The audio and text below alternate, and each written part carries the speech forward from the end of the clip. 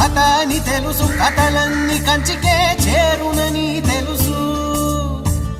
తెలుసు తెర తొలుగుతుందని, తెలుసు తెల్లారుతుందని, తెలుసు ఈ కట్టె పుట్టుకుమంటదని, తెలుసు ఈ మట్టి మట్టిలో కలిసిపోతదని. ఎన్ని తెలిసి ఇరకాటంలో పడిపోతావు ఎందుకని? మాయ